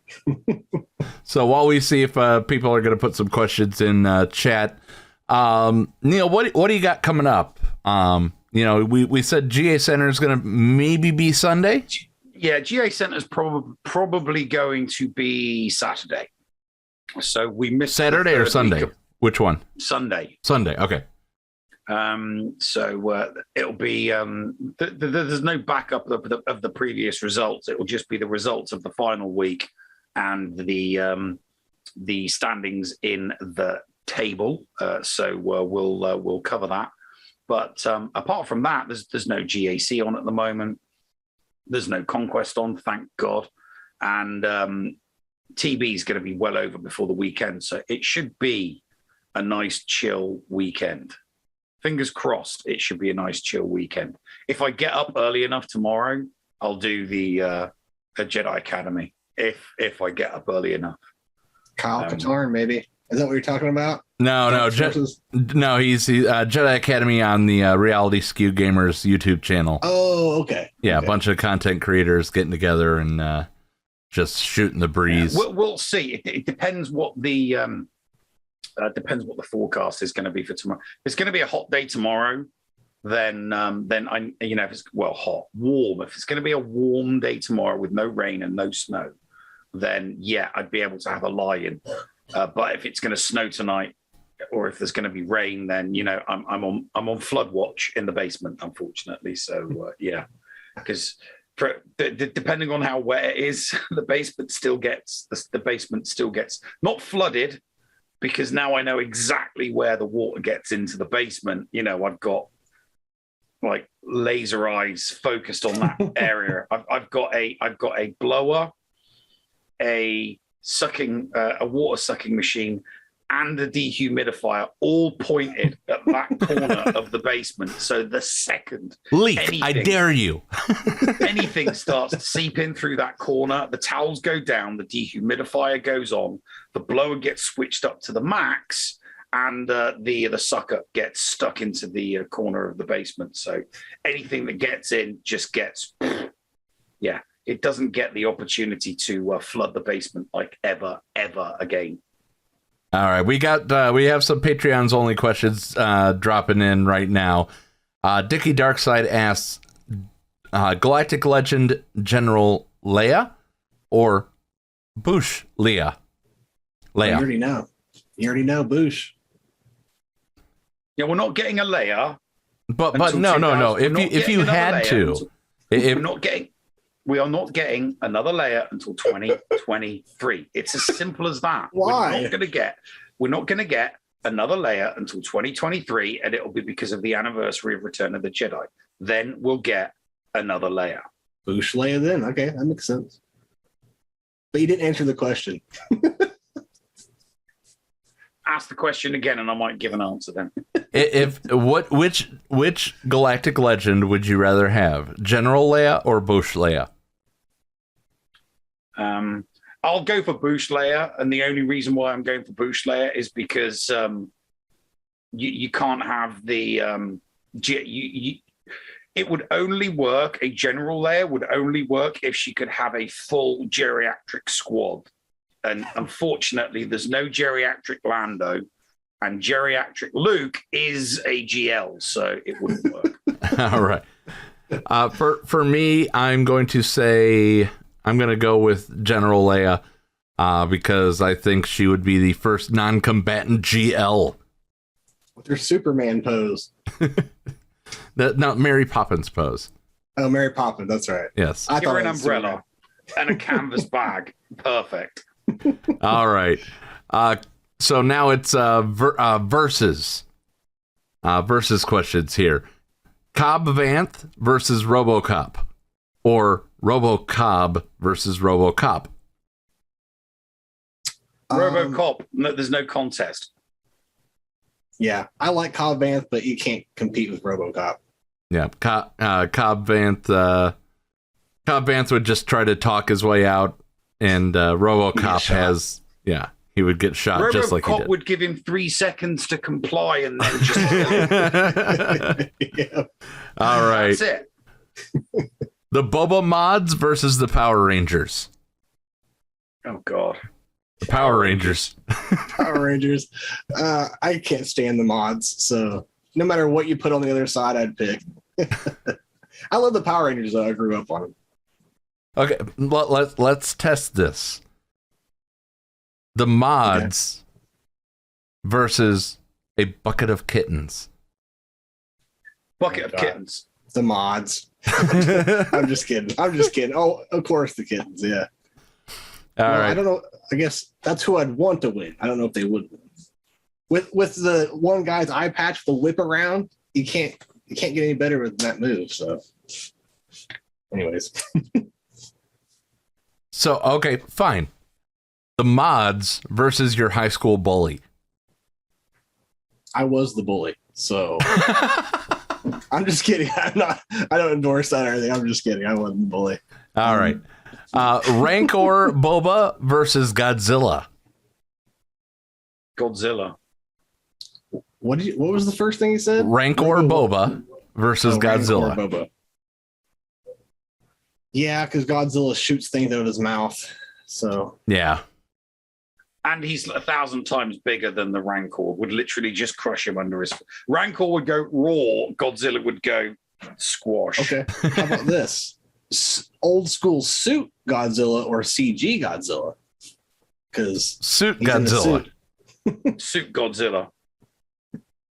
Yep. All right. Rancor Nurse Danny Trejo versus Nurse Joker. Which one's Nurse Joker? Which one would win in a fight? Yep. Yeah, Joker. Trejo would be too slow, probably. No, come on. Joker's got like a bunch of completely and utterly insane minions behind him.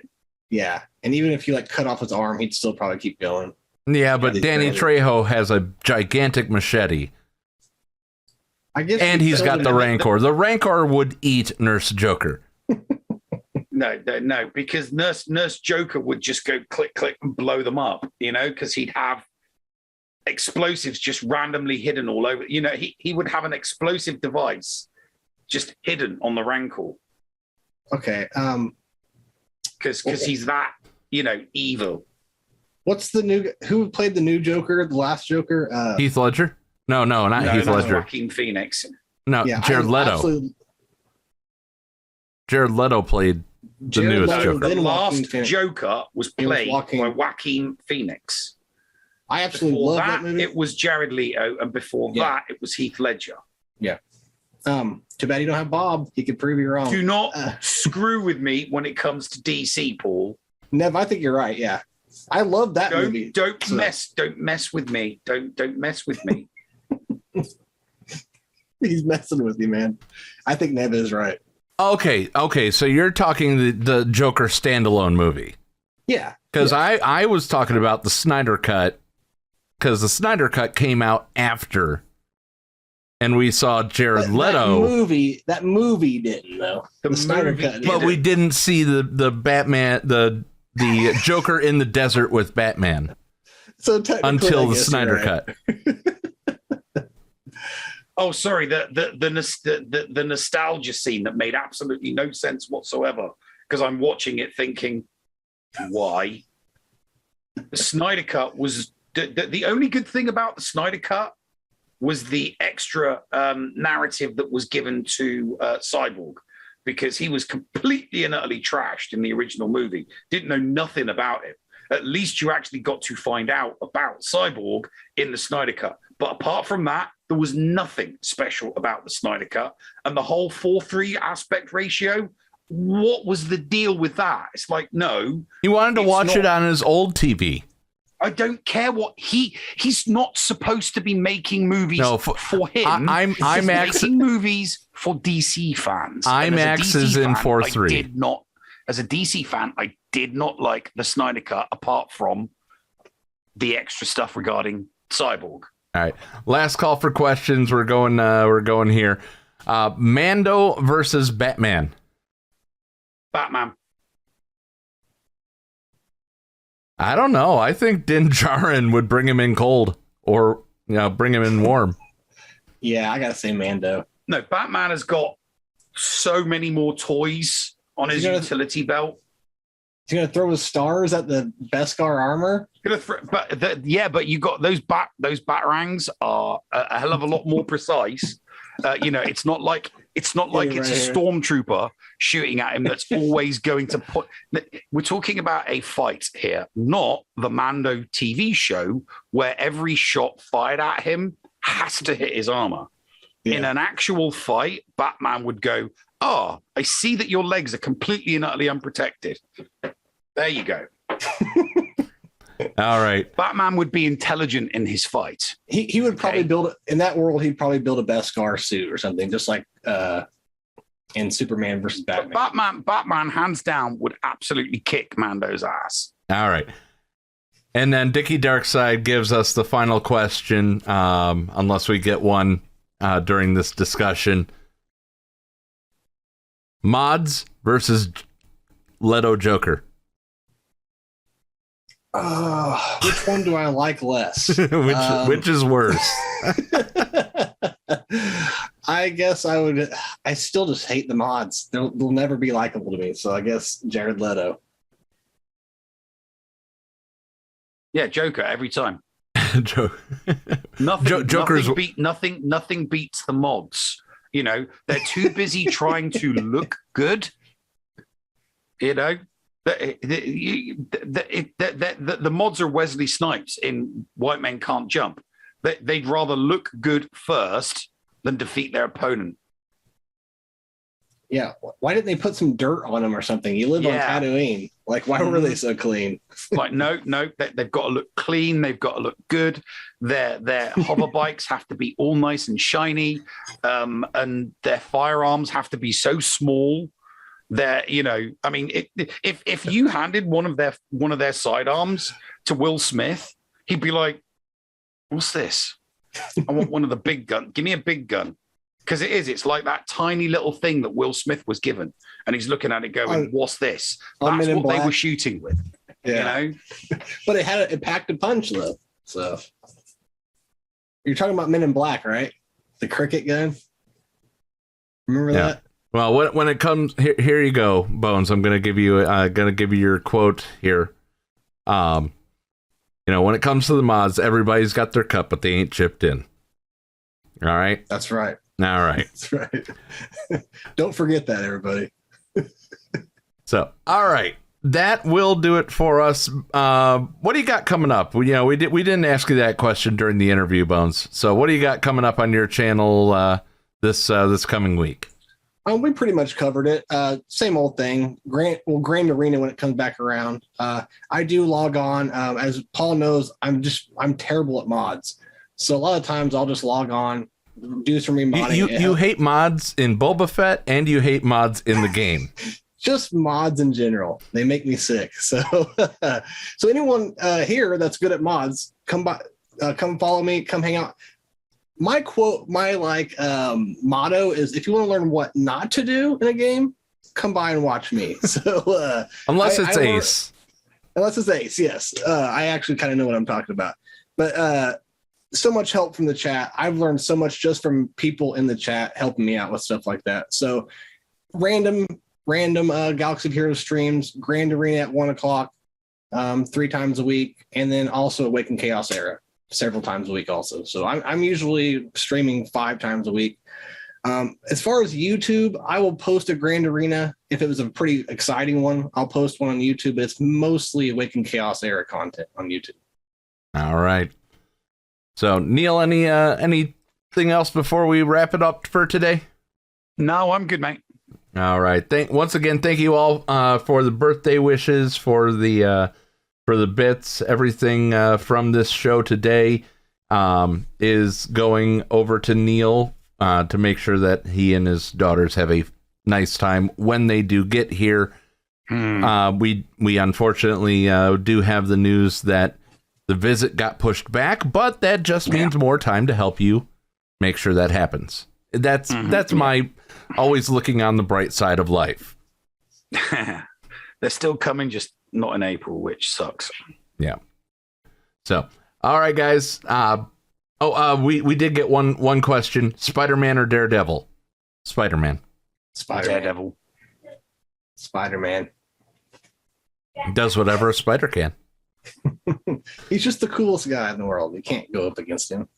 All right. So that will do it for us today. We hope to see you guys next week. And next week will be a brand new Dickie and the Noob. So we look forward to debuting that. Until then, meat bag. Until then, be nice to each other, damn it. Neil? Push the button. Don't mind if I do. See you guys. What's going on? Where the hell are we? Paris? Thank you for pressing the self-destruct button. Attention! This is Colonel Sanders in forward command. Abandon ship! Abandon ship! All personnel proceed to escape pods. Close down the circuits. Evacuate the city. Self-destruct mechanism has been activated. Abandon ship! Where is it? Where is it? It's gonna be here. Out of order! Even in the future, nothing works. This ship will self-destruct in exactly 10 seconds. Counting down. 10, 9, 8, 6. 6? What happened to 7? Just kidding. 3,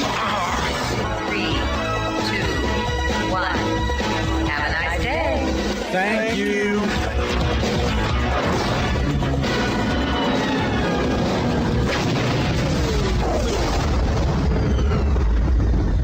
Hello, friends. This is Thaddeus from Going Nerdy. The Escape Podcast was filmed in front of a live studio audience full of tweaked out murder bears. Sit, Ubu, sit. Good dog.